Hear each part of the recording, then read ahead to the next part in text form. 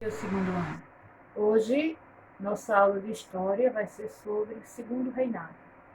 Veja que nós já vimos o primeiro reinado, em sequência, período regencial, e hoje a gente vai ver o segundo reinado. O segundo reinado vai ser o momento em que o Brasil vai ser governado por Dom Pedro II, quando ele se torna imperador do Brasil. E o que é curioso é que ele tinha apenas 14 anos. Veja que a gente viu lá no período regencial o golpe da maioridade. Então, ele assume o governo do Brasil com 14 anos. O segundo reinado foi dominado por dois partidos políticos, que eram os regressistas, que eles tinham até um apelido, eles eram chamados também de Saquarema, e os progressistas, que tinham o apelido de Luzia. Então, o segundo reinado é marcado por bipartidarismo, que é esses dois partidos políticos, regressistas e progressistas. Dom Pedro II vai ser apoiado pelos liberais, porque os liberais foi quem organizou o golpe da maioridade. E isso vai trazer grande rivalidade entre os partidos.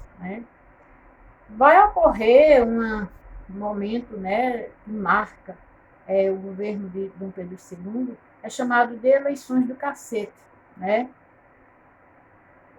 Essas eleições vai ser um momento de violência, onde vai ocorrer as eleições lá no parlamento e os próprios políticos vão entrar no pau, um com o outro lá, e esse momento é chamado de eleições do cacete.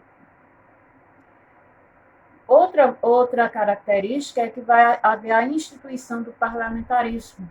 Durante o governo dele, ocorre a instituição do parlamentarismo, ou seja, onde, além de Dom Pedro, no governo, vai haver uma pessoa, que é o primeiro-ministro, para auxiliar ele no governo. Uma coisa que chama a atenção também é que já existia desde o primeiro reinado o poder moderador, que esse poder moderador dava poder extremo a Dom Pedro II. Ele podia fazer as leis, desfazer as leis. Então, o que movia politicamente o segundo reinado era o poder moderador. Houve conflitos durante o segundo reinado. Logicamente, havia uma parte da população brasileira que não estava contente com o governo de Dom Pedro II. Vai ocorrer a chamada Revolta Praeira. Essa revolta praeira, ela vai ocorrer, é uma revolta provincial. Por que uma revolta provincial? Porque naquela época os estados brasileiros, como o estado da Bahia, o estado de Pernambuco, o estado não eram chamados de estado, eram chamados de províncias. Então, vai ocorrer na província de Pernambuco esta revolução, e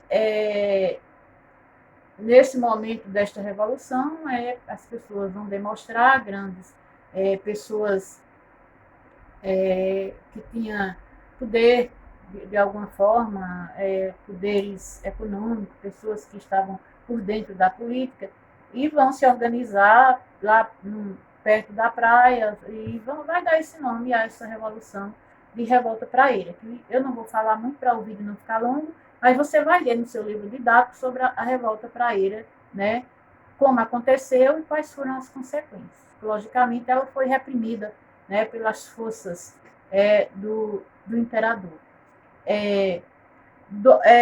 Houve o domínio dos grandes latifundiários e comerciantes portugueses, que estavam contra a outros grandes proprietários de terra e que tinha, de uma certa forma, muito a ajuda de Dom Pedro II, e essa classe estava descontente com essa situação.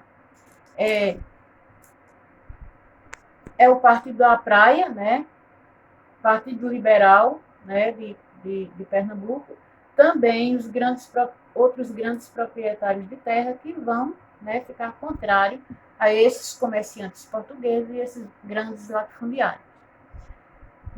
Com certeza, vai ocorrer a repressão, como eu já disse a vocês, o imperador vai reagir, as forças do imperador reagem, e há uma repressão, muitos são presos, outros até são mortos. Nesse momento, no Brasil, ocorre uma certa modernização também, mesmo com os conflitos, mesmo com muita gente descontente com o governo do Dom Pedro II, mas ocorre uma certa modernização. A produção do café, nesse momento, que era o produto daquele contexto, da época, né, era o café, superou a todos os demais produtos, né? Foi além, era a riqueza maior, deu riqueza mais ao Brasil do que o açúcar, ou até o ouro brasileiro. Então, o café foi um produto que superou, né, os outros. E ele vai se expandir, né, pelo Sudeste, em São Paulo, vai ser a área produtora, vai ser o Sudeste, né, a região de São Paulo, a região Sudeste de São Paulo. Nesse momento da produção do café, vai ocorrer o início da industrialização do Brasil, né, indústrias de vestuários, indústrias alimentícias vão surgir, porque esses cafeicultores começam a aplicar o seu dinheiro, os seus lucros, não só no café, mas eles partem, né, para as indústrias, né. Em 1727, provavelmente, o café foi introduzido no Brasil, mais ou menos por aí, tá certo? O que é que vai ocorrer com esse ciclo do café? A substituição da mão de obra escrava, né, pela imigrante, principalmente pelos italianos, certo? Por que vai ocorrer essa substituição da mão de obra escrava? Porque tinha ocorrido, né, tinha sido feito no Brasil uma lei, a lei chamada de Eusébio de Queiroz, que proibia o tráfico negreiro. Ou seja, não podia mais, através da lei Eusébio de Queiroz, não era mais possível, não podia, não era admitido que viessem escravos da África aqui para o Brasil.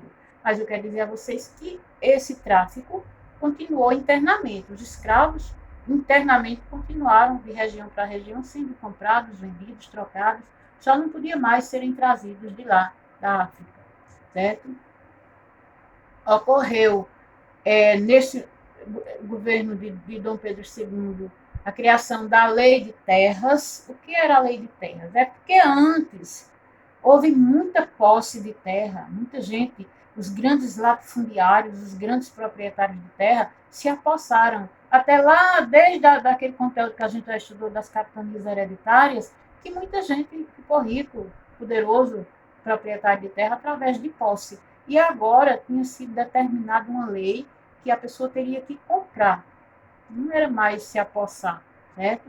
Houve o crescimento industrial, né, através do ciclo do café, como eu já disse a vocês. Ocorreu a chamada, veio uma coisa que também favoreceu ao desenvolvimento, que foi a tarifa Alves Branco. O que é isso, a tarifa Alves Branco?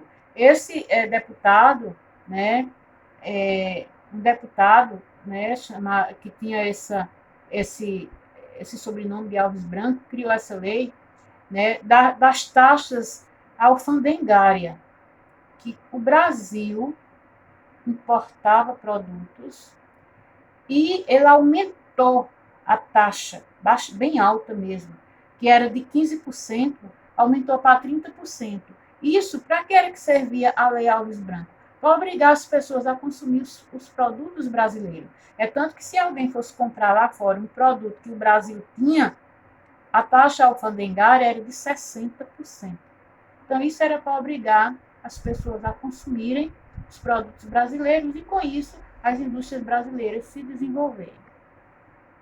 Todas essas mudanças representaram também o desenvolvimento urbano e econômico do Brasil. Né? As cidades no Brasil cresceu, a economia no Brasil cresceu. Então, vale ressaltar que nem todas as regiões foram beneficiadas. Não só dizer que o Nordeste não tenha sido beneficiado por esse desenvolvimento. Né? Só a região Sudeste, que ela vai crescer tanto, que até hoje é uma das regiões mais desenvolvidas, mais industrializadas do Brasil. Ok?